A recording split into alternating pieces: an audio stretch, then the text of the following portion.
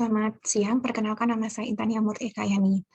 Pada hari ini, mohon izin untuk mempresentasikan kasus substase pada digestif.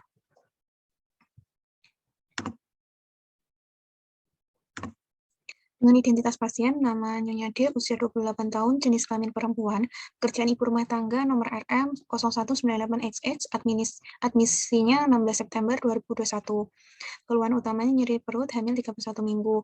Riwayat penyakit sekarangnya, 2 minggu sebelum masuk rumah sakit, pasien mengeluhkan nyeri perut kanan bawah disertai mual dan muntah. Kemudian pasien periksa ke rumah sakit dan dilakukan pemeriksaan urin, hasilnya bagus. Kemudian pasien dipulangkan dan hanya diberikan obat paracetamol 500 mg.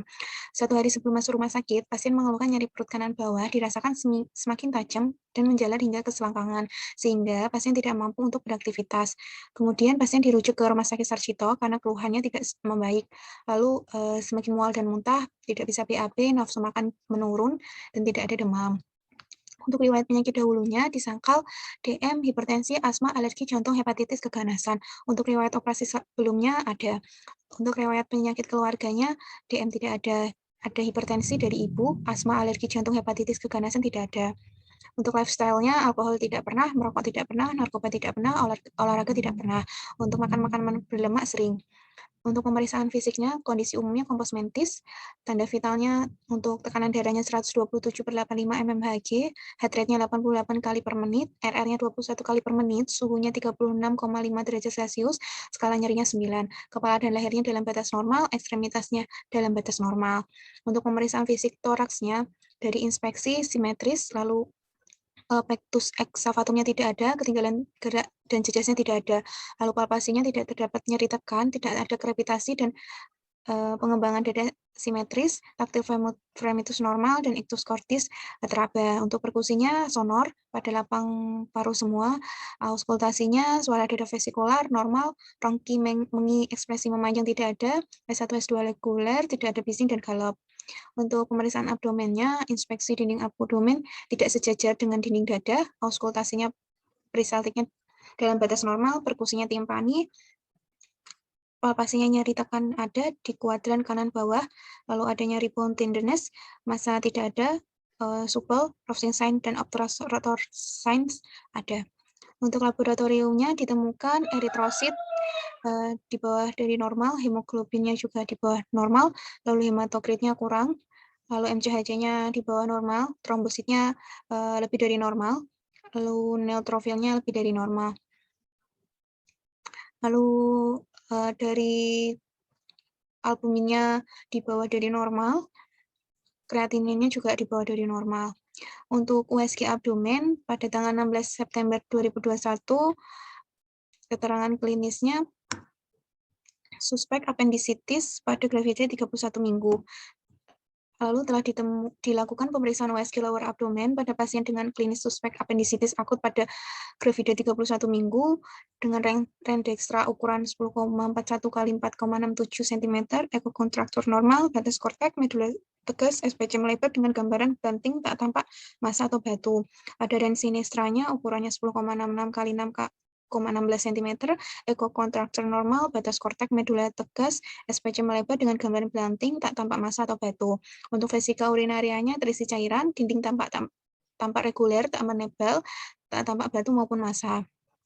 Untuk uterusnya janin tunggal hidup, intrauterin, lalu inguinal dextranya tak tampak struktur tubuler kompresibel positif, nyeri tekan probebas positif, nyeri tekan probe negatif, target sign positif dengan diameter 0,83 cm.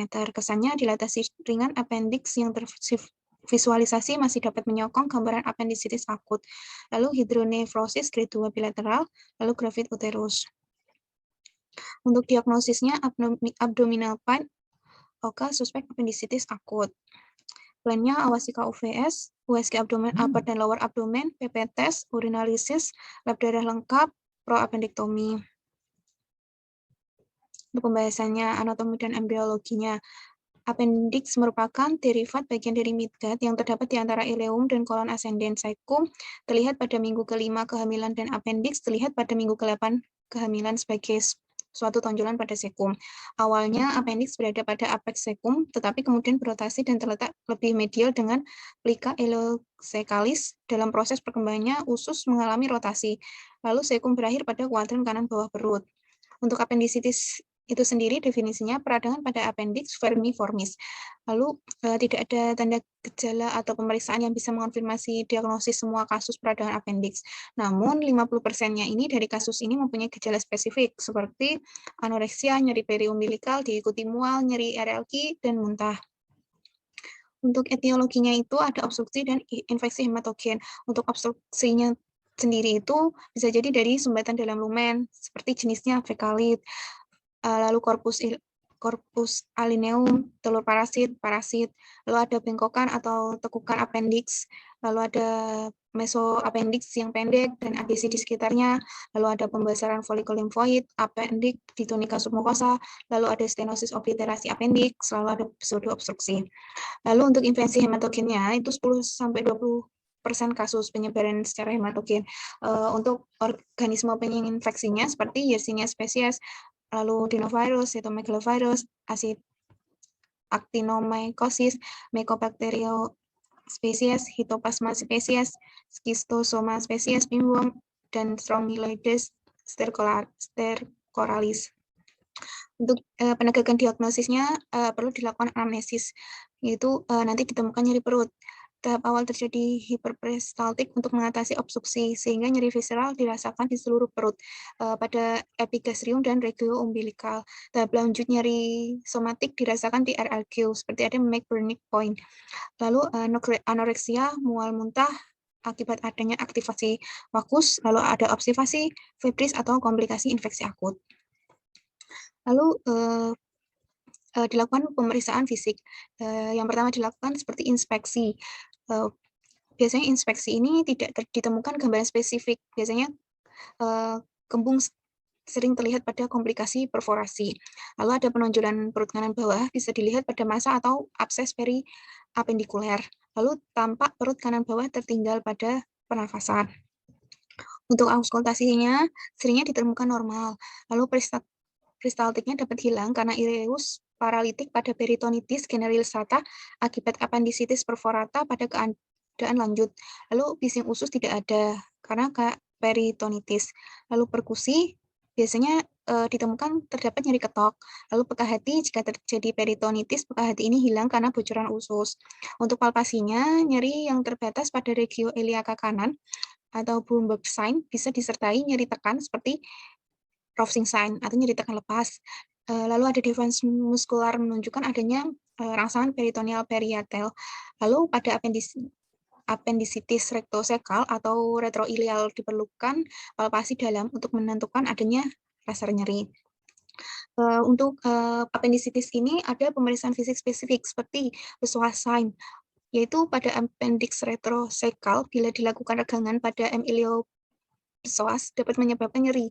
Pasien berbaring miring pada sisi kiri dan pemeriksa melakukan ekstensi pada paha kanan pasien.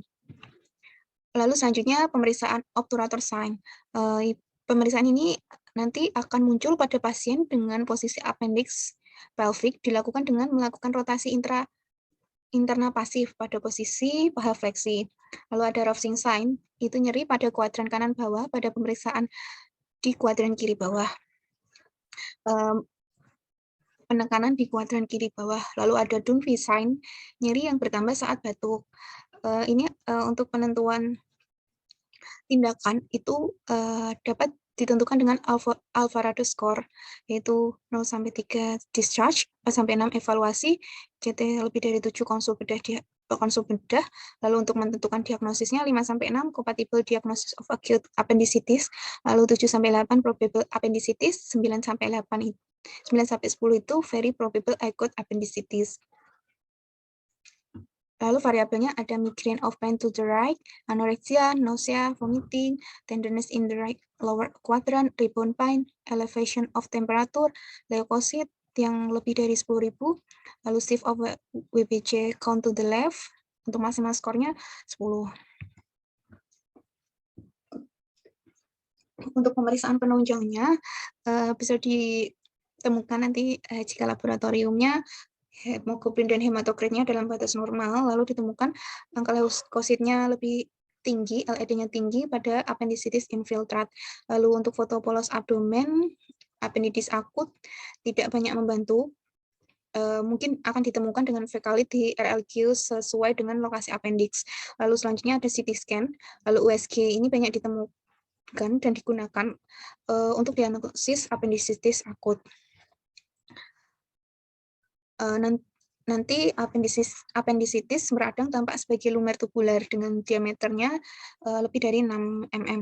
Untuk peristaltiknya tidak ada pada penampakan longitudinal dan gambaran target pada penampakan transversal.